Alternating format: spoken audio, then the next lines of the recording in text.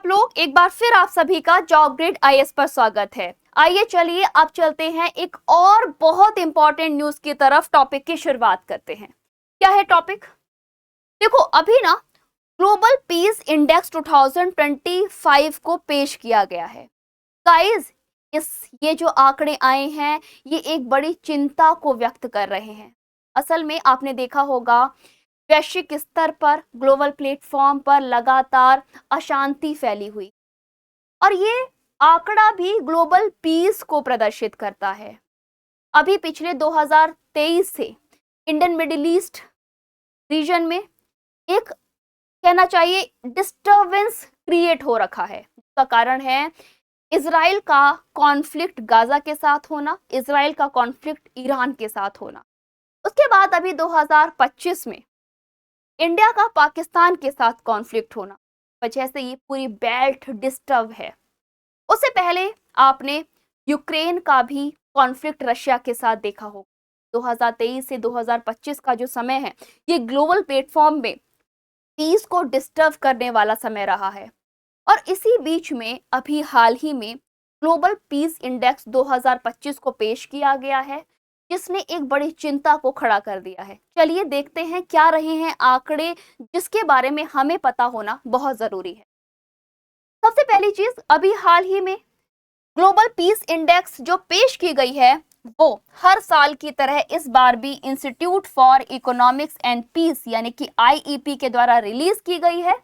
और ये इंडेक्स 2025 के लिए है, जिसने इंटरनेशनल प्लेटफॉर्म पर एक बड़े कंसर्न को क्रिएट कर दिया है। कंसर्न को क्रिएट क्यों किया है?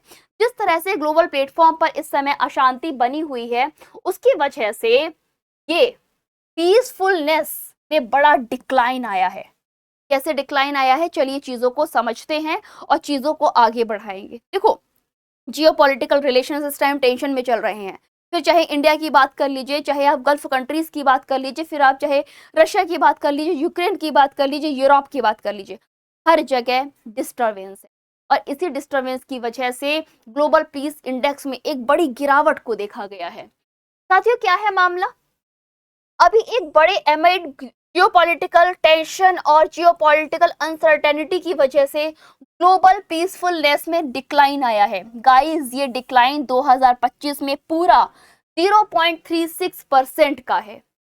वहीं पर अगर हम बात करें किस रिपोर्ट को किसने पेश किया है, ध्यान रखिएगा, institute of economics and peace हर साल इस रिपोर्ट को, इस इंडेक्स को पेश करती है।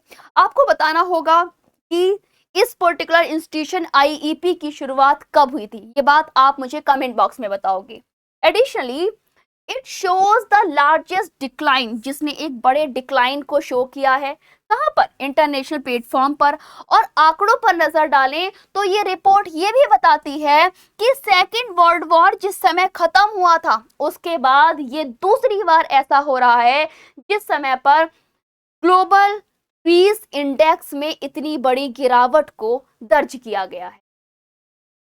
चलिए अब हम बात कर लेते हैं लॉन्ग टर्म पीस ट्रेंड के बारे में। क्या है लॉन्ग टर्म पीस ट्रेंड? अगर हम 2008 के आंकड़ों को याद करें तो ये वो समय था जब एवरेज ग्लोबल पीस में गिरावट आई थी 5.4% की, है ना।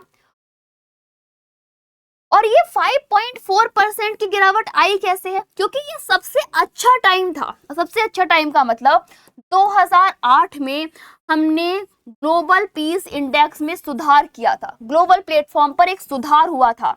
इसके कंपेयर में 2025 का आंकड़ा बहुत बेकार है। कितना बेकार है? तो वो है 5.4%। वहीं पर अगर हम बात करें 2025 के कंट्रीज के बारे में तो ध्यान रखिएगा, लगभग 74 ऐसी कंट्री हैं जिन्होंने अपनी पीसफुल इंडेक्स में सुधार भी किया है। अगर हम बात करें टॉप 1 के बारे में तो एक बार फिर से आइसलैंड लगातार 2008 से नंबर 1 पर बना हुआ है और शांति के मामले में सबसे ऊपर है। ये वही कंट्री है जहां पे कोई मिलिट्री फोर्स भी काम नहीं करती है। रीजनल डिस्पेरिटी इन पीस के बारे में अगर हम बात करें तो इंडियन मिडिल ईस्ट रीजन, है ना, middle east and north African region, is the least peaceful region. इस समय सबसे अशांत अगर कोई क्षेत्र रहा है तो मिडिल ईस्ट और अफ्रीकन रीजन रहा है। ये बात हम कब से कह रहे हैं? पिछले लगातार 10 सालों से ये ऐसा क्षेत्र है जिसमें अशांति फैली हुई। वहीं पर सबसे कम शांत देशों में से जो नाम आए हैं वो 10 ऐसे रीजन्स हैं जो इन्हीं रीजन से आए हैं ना, इन्हीं क्षेत्र के कंट्रीज के नाम इसके अंदर आए हैं। वहीं पर अगर हम शांति की बात करें तो the gap between most and least peaceful country has widened. ये जो रेंज थी ना पीसफुल और नॉन पीसफुल कंट्रीज की, ये बहुत चौड़ी हो गई है, यानी कि इसमें बहुत बड़ा गैप आ गया है। Peace inequality has rise in.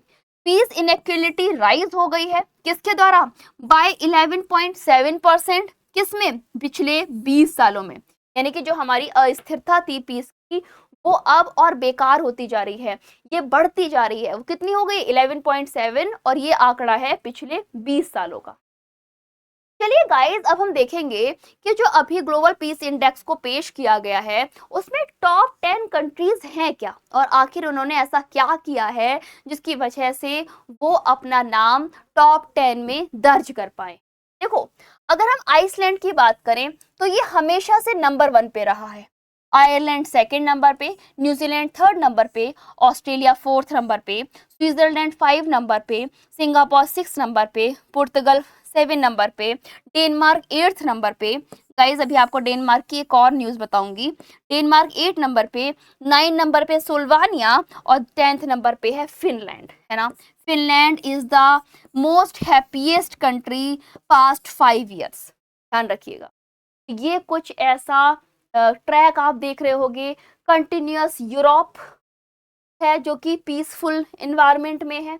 Asia से मात्र सिंगापुर का नाम आया है और कोई नहीं है, और इधर भी यूरोप। ठीक, तो यूरोपियन कंट्रीज काफी इस समय शांत हैं, जबकि मिडिल ईस्ट कंट्रीज हो गए, अफ्रीकन कंट्रीज हो गए, इंडिया का रीजन हो गया, ये सब बहुत अशांत चल रहा है। आपको पता है डेनमार्क एक ऐसा कंट्री है जिसने अपने कंट्री के कार्बन इमिशन और मीथेन इमिशन को, स्पेशली मीथेन इमिशन को खत्म करने के लिए लगभग 1 लाख गाय की हत्या की है। ठीक है, तो ये भी आपको पता होना चाहिए। क्यों की है गाय की हत्या? क्योंकि गाय गोबर करती है और गोबर से मीथेन गैस निकलती है, और इसीलिए मीथेन गैस ना निकले, उनके एनवायरनमेंट में ना छाए, क्योंकि गाय होंगी तो चारा खाएंगी, चारा खाएंगी तो वो गोबर करेंगी। की हत्या करने की अनुमति दी है और 1 लाख गायों को वहां पर मारा गया है। इसी के साथ साथियों, ये था पूरा टॉपिक। आई होप आपको अच्छा लगा होगा। सेशन कैसा लगा प्लीज कमेंट करके जरूर बताइएगा। और अगर आपने अभी तक जॉब ग्रिड की एप्लीकेशन को डाउनलोड नहीं किया है, प्लीज गाइज इसको डाउनलोड कर लीजिए, क्योंकि ये एक ही प्लेटफॉर्म पे आपको सब कुछ अवेलेबल करता है, यानी कि फ्री क्लासेस, पेड क्लासेस सब आपको यहीं पर मिल जाती है। बशर्ते आपको क्या करना है, अपने फेवरेट कोर्स में इनरोल करना होगा। फेवरेट कोर्स में इनरोल करके डे 1 से अपनी पढ़ाई कीजिए और तैयारी को सिस्टमेटिक बनाइए।